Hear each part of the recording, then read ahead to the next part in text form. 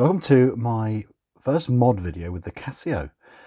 This is the Duro, the Marlin, and the code name is MDV-106. Now, this is kind of a beta watch, but I know some people, just the thing that's going to drive them mad is if you get scratches on the crystal. And I'm one of those people. I can live with marks on bezels, just about, bezel inserts, but scratches on glass, I just find that unbearable. I don't know why. So the only way really to get around that is basically buy one of these. So if I clicked the link from Jody's video over at Just One More Watch, and he did this same mod, and I thought, well, I'll do it as well and see how easy it really is. Because if you've watched my channel before, you know I do a lot of mods and do bits and bobs and changes and tweaks to watches. I've done dials and hands and movement changes, repairs, things like that. I'm no expert. I literally started messing about a while ago, so I've never actually done a crystal change, so I'm a bit nervous. I'm hoping it goes all right, but it's let's just hopefully see if this is as straightforward as Jody made it look. So, and here's another mod I was going to do, but I tried this first just to see if it was going to work. But I'm going to be honest with you, I've read on a few forums, there's not a huge amount of resources of what really fits well on this, and a few people said that it's a quote perfect fit if you get for the extra large insert for a Omega Planet Ocean, the 45mm case size watch. And people will say, oh, it fits, it fits, it fits. This does fit, but not well. And due to the nature of the design and the way where it sticks, you can see I've taken it back out and stuck this back in. It was not allowing the bezel to turn easily because the design of how the adhesive would attach on here to where it attaches into the inner ring of the bezel, it just wasn't working. It's just ridiculous. It wasn't working. And I really thought about it. I messed about with it for ages, and I thought, no, stick with the original bezel. Can see why not many people do it. You can buy from other resources sometimes custom made ones, and I thought that is just going down a whole other road. Some people even do bleaching, make it have a more faded retro look, but I'm not going to do that because I like this crisp black, to be honest. I think it's just a mod for the sake of it. But I actually want sapphire.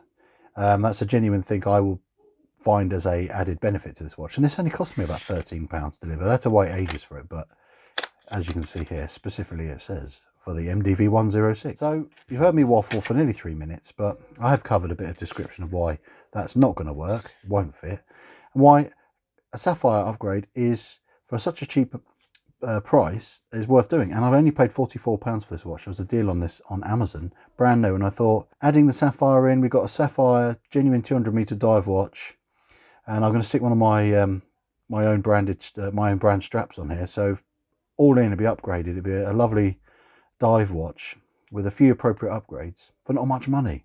That's why it's so much fun. So the first thing we need to do is actually get the case back off. But actually, to be prepared, I'm going to get my crystal press kit, and I'm going to get out all the right pieces so it's all ready, so I'm not messing about when the watch is already apart looking for the right bits. So I bought this crystal press, it was only about £15 I think, roughly, on Amazon. Let's see if I can find it in my old shopping basket, put the link in the description. But I've used it a few times. It's actually good for watch case backs as well, the push fit ones. Use it for that as well. So it's a multi-purpose tool, if you will, and these unscrew top and bottom to change for the task that you'll be doing. So you'll see why I've chosen this size and this size for popping the crystal out. So effectively the bezel is going to be resting on this side, and then when the movement etc is out, this will be going all the way through the watch and pushing the crystal out. So I've made sure this die here is going to fit within that part there and not snag on this chapter ring here. So let's see how we got on in a moment. Well, the next thing we need to do is take the back off and get the movement out. So the way you undo the case is, I use a bit of plastic, so in case I slip when I'm using this case back removal tool, I don't scratch the watch. It's what's less likely. And I've already adjusted this. So these 3 points here, and you can change these heads to be a different size depending on the size of these notches. So bear that in mind. So I put that on there, and then I line up the tool with the notches. I've already set this up, and then you've got to give it a good firm twist, and then you can just carry on giving it little incremental twists, and then you can probably do the last bit with your fingers. Let's have a go. Yeah, there we are. So I lift that off, place that aside. Now we've got a plastic movement holder in there, so I'm going to rest the watch on my cushion, which I haven't got ready, naughty me. So I'll rest that on there. And then I'm just going to use, I'll start with maybe my tweezers to see if I can pluck this movement holder out. So get some tweezers, or you can get a mini screwdriver just to get some leverage in these little slots, which you can just see through here. And then place that, remembering that the easy thing to remember is that notch is where the crown stem is. Easy. So now I'm going to work out, because I haven't actually looked at Jody's video again, naughty me, how you actually get this crown out. I think it's pretty straightforward. Let me double check. Helpful tip. I went and looked at Jody's video again. When the crown is pushed in a bit more, I had it pulled out too much. You see a tiny little tab there. See that tiny little nipple there? That's where I pressed with the pin, and then this pulled out. Totally fine. So, happy days. So pull that out, place it aside, nice and safe. Now it's ready to turn out this movement. So all you do is, I'm going to transfer this to this side, turn it over like that. That falls out, nice and easy. So we're going to gently place this aside, and I'm going to cover it so it doesn't get covered in dust. Put a pot or something over it so nothing touches it. Now this is ready for pushing the crystal out. So I'm actually going to resize this top. I'll take it out because this was set up for what I thought would be the right size. So to push this out, I'll offer that in. So that's pretty much filling that whole space. You want it the right size basically.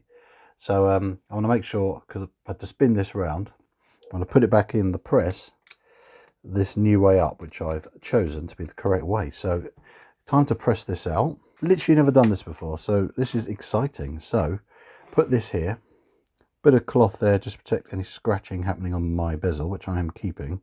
Line it, make sure it's seated properly. Then I'll just push down, I guess. And that's it. Nice pop. No damage. Happy days. Well, that's good. So there's no gaskets or seals holding this in to worry about. I need to worry about that are staying on there. So I'll put this aside, put my finger cots on so there's no smudging of the new crystal, which is in its hermetically sealed case, I hope. And I'll make sure it's sticker facing up, and then I'm going to do the reverse and push it back in. So I'll get a few bits ready and you'll see it continue. So we are finger cots on, aka finger johnnies is what I call them, because I'm a man child and I like to give silly things silly nicknames. But oh God, I'm so silly. Now it's the crystals in here. I haven't touched it yet, so I wanted to touch it with my gloves on, or my finger cots, sorry. So sticker is facing up there, as you can see. That's the bit I'm going to peel off. Don't want to put it the wrong way around. So the microphone just leaping off. There we are. So yeah, just going to make sure this is facing the right way. Put the watch back in the press this way up. It's going to loosely place crystal facing the right way. There we are. Doesn't have to, it obviously doesn't matter if the word sapphire is in the correct place. I'm just going to place it in out off camera just so I can see what I'm doing. Let's make sure it's seated close enough flat. And then all I have to do, I don't have to worry about scratching it obviously because it's sapphire. Make sure it's seated and centralized. I'm looking down, make sure everything lines up where it should. It's not off center, so it's going to push in nice and true and nice and square. Give it a squeeze. There's no pop this time. Cool, that's nice. Beautiful bit of sapphire. So it doesn't stick up as much as the mineral did. It's actually better. So I didn't over squeeze. When I was pushing that in, I didn't want to overdo it. So you can look on the inside just to make sure it's all seated okay. But I'm fairly confident I pushed that in well, and I'm looking to see if it's flat in there. It's not, well, Jody was right, it's pretty straightforward. So now the reverse is, get this out of the way. I am just going to rebuild the watch, and as I go, I'm going to puff it with my puffer, make sure there's no bits underneath, because I don't want to have to take this apart again. Not that it was hard, it's just not ideal having to just keep taking the watch apart and things like that. But you know what? I don't know if the integrity would have been affected by changing this crystal, because it was only push fit anyway with the mineral, and I've just push fit a new one in. I don't think it's going to change. I don't unfortunately have a means of actually proving that, but it'd be interesting to know if I have compromised the integrity. It's a 200-meter dive watch, but all these gaskets are intact still. You have to unscrew the back when you put a new battery in.